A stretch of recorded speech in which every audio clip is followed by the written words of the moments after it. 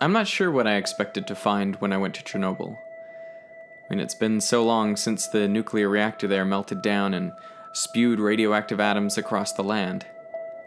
So for almost 30 years, this place has been virtually abandoned. These days, workers are allowed into the zone, but only for 2 weeks at a time. And that's not because the radiation levels are too high, it's actually for psychological reasons. More than 2 weeks in a place like this will apparently make you think strange things. And I was only here for 4 days, but I started to think about rocks. Yeah, rocks. Rocks appear to be permanent. I know that they aren't. Mountains are constantly eroding, and in places the crust is melting back into the mantle. Rock obviously isn't permanent, but on the scale of a human life, it is. And people have recognized that fact. Rocks are permanent for thousands of years, and I think that's what makes them important to us. A diamond is forever. We build these monuments out of rock because they will outlast us and virtually every other material we can think of. Our modern structures of metal and glass are just rock refined by our ingenuity. Rocks are both practical and symbolic. We seek to identify ourselves with rocks. We carve our heroes in stone because we want them to last forever. And there's a way in which we want that kind of permanence for ourselves too. I think it's at the core of the desire to scratch your name into stone, put your initials in wet cement, really man-made rock, or fasten a padlock to a bridge. In this way, we try to push our impermanence from our minds. The monuments, statues, bridges, they give us a sense of continuity, stability, that this is the way it is and the way it's always been. Like the way we first conceived of stars, static, unchanging, eternal. And this way of viewing the world helps us maintain our greatest delusion. The thought that we are in any way eternal. We want to believe that some part of us, our consciousness or our soul, will last forever.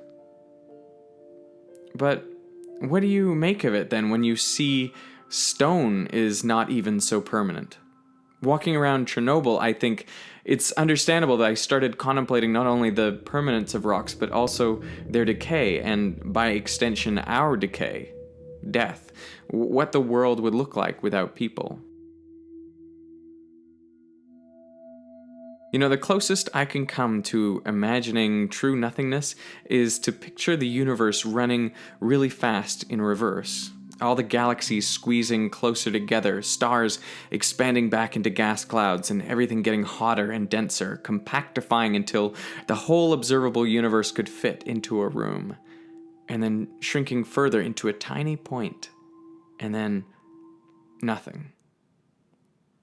Not the nothingness of empty space, but real nothingness, which has no size and no time.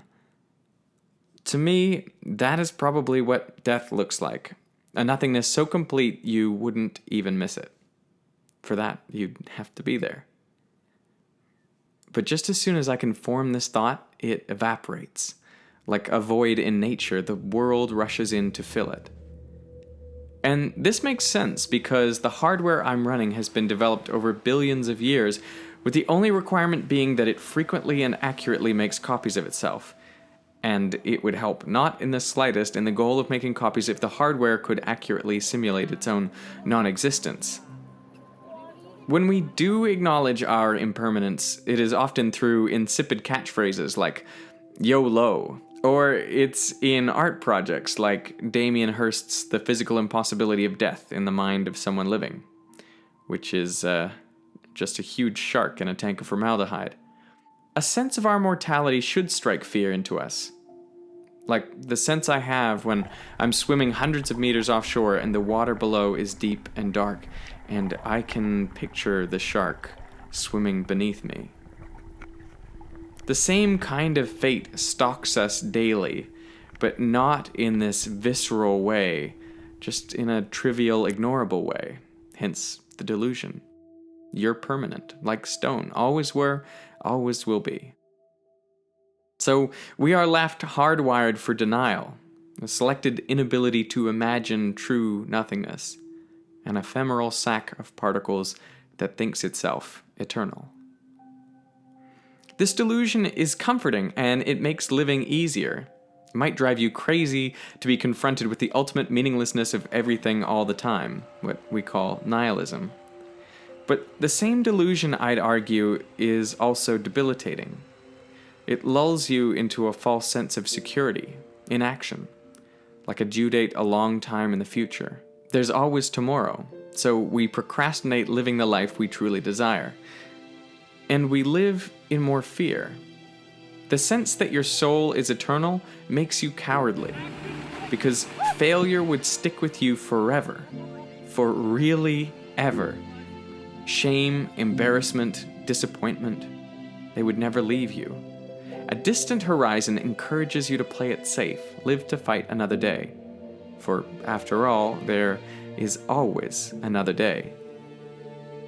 And this is why I find nihilism liberating and emboldening. If you can really picture the nothingness that awaits you, then what is there to be afraid of? Errors and humiliations will be forgotten, but great achievements may not. We may have no meaning in the cosmic context of the universe, but we make our own meaning daily with each other. And this is the thought that leads to action. Your days are numbered. You don't know what that number is, but it's finite, so get busy with what it is you want to do. Time is running out.